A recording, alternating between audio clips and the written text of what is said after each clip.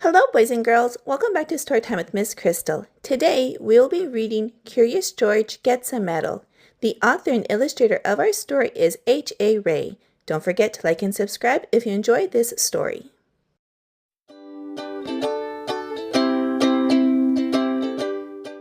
This is George. He lived with his friend, the man with the yellow hat.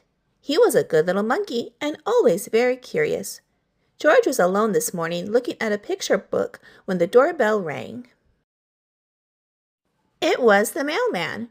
"Here is a letter for you," he said. "Put it on your friend's desk. He'll read it to you when he comes home." George was curious. It was not often that someone wrote him. Too bad he could not read the letter, but maybe he could write one himself. In the top drawer of the desk there was paper and ink and a fountain pen. George sat down on the floor and began to write, but the pen was dry.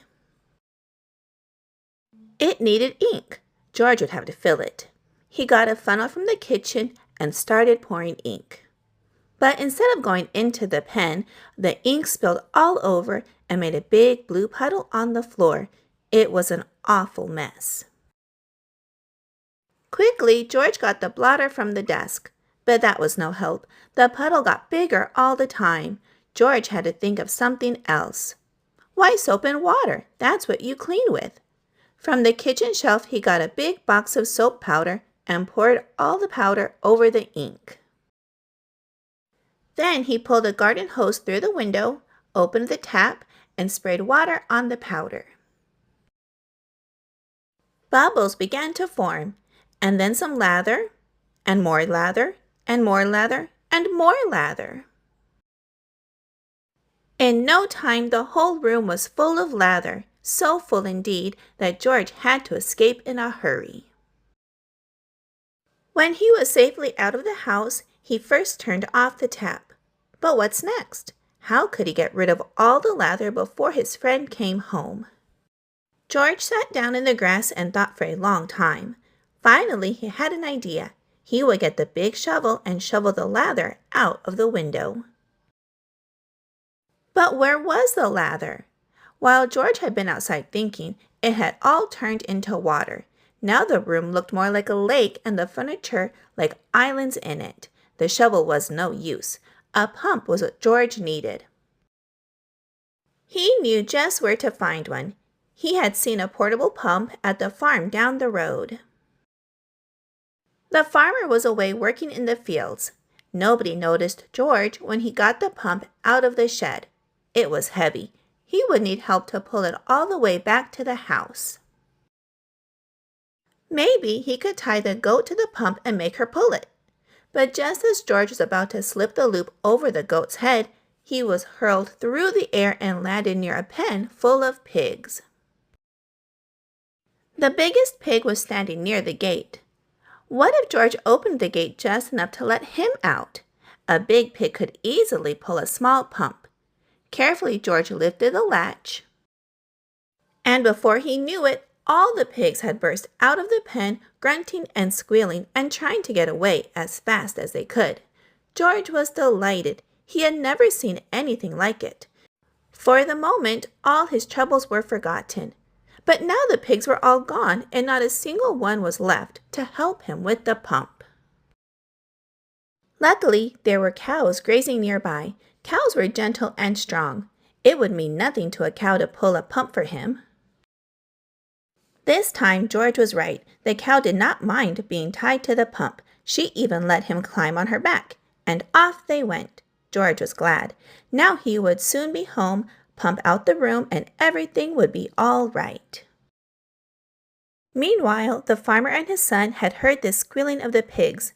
They rushed home from the fields and now had their hands full catching all the pigs. Not until the last pig was safely back in the pen did they have time to look around. And what did they see? A little monkey riding on their cow, making off with their pump.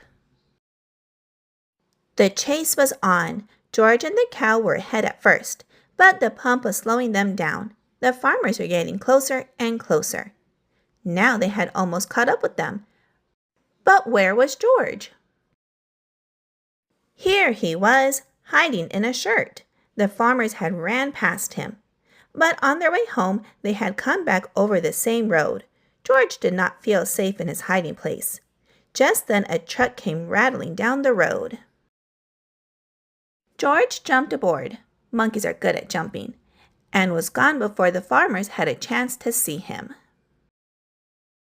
The truck drove to a part of town that George had never seen before, and it stopped in front of a large building. It was the museum. George did not know what a museum was. He was curious. While the guard was busy reading his paper, George slipped inside. He walked up the steps and into a room full of all sorts of animals. At first George was scared, but then he noticed that they did not move. They were not alive. They were stuffed animals put into the museum so that everybody could get a good look at them. In the next room, George saw something so enormous it took his breath away. It was a dinosaur. George was not scared this time. He knew it was not real. He looked at the dinosaur and then at the baby dinosaur. And then he saw the palm tree full of nuts. George liked nuts. Suddenly he felt very hungry. He had missed lunch that day. He would climb up and just then he heard footsteps. He had to hide again, but where? A family came in to take a look at the dinosaur. They paid no attention to the little monkey who was standing there. The monkey did not move. He stood so still they thought he was just another stuffed animal. George was glad when they were gone. Now he could pick the nuts. He climbed up the dinosaur's neck and started to pull, but the nuts would not come off. George did not know that they were not real either. He pulled harder and harder. The tree began to sway. Crash! Down came the tree on the dinosaur's head. Down came the dinosaur, and down came George. Guards came rushing in from all sides, and underneath the fallen dinosaur, they found a little monkey. They pulled him out of there and brought him to Professor Wiseman, who was the director of the museum. Professor Wiseman was terribly angry. "Lock that naughty monkey up right away," he said, "and take him back to the zoo. He must have ran away from there." George was carried off in a cage. He felt so ashamed he almost wished he were dead. Suddenly the door opened. "George!" somebody shouted. It was his friend, the man with the yellow hat. "It seems you got yourself into a lot of trouble today," he said, "but maybe this letter will get you out of it. It's from Professor Wiseman. He needs your help for an experiment. I found it on my desk at home, but I couldn't find you anywhere, so I came over here to talk to the professor." This is what the letter said. "Dear George, a small spaceship has been built by our experimental station. It is too small for a man, but could carry a little monkey. Would you be willing to go up in it? I have never met you, but I hear that you are a bright little monkey who can do all sorts of things, and that is just what we need. We want you to do something nobody has ever done before. Bail out of a spaceship in flight. When we flash you a signal, you will have to open the door and bail out with the help of an emergency rocket. We hope that you are willing and that your friend will permit you to go. Gratefully yours, Professor Wiseman, Director of the Science Museum." "So you are George," Professor Wiseman said. "If I had only known. Of course everything will be forgiven if you are willing to go." They got the smallest size spacesuit for George and all the other things he needed for the flight. Then they helped him put them on and showed him how to use them. When everything was ready, a truck drove up with a special television screen mounted on it to watch the flight. They all got on and were off to the launching site. They checked all the controls of the spaceship, especially the lever that opened the door. George tried it too. The great moment had come. George waved goodbye and went aboard. The door was closed. Professor Wiseman began to count. 5, 4, 3, 2, 1, go! He pressed the button and the ship rose into the air, slowly first, and then faster and faster and higher until they could no longer see it in the sky. But on the screen, they saw George clearly all the time. Now the moment had come for George to bail out.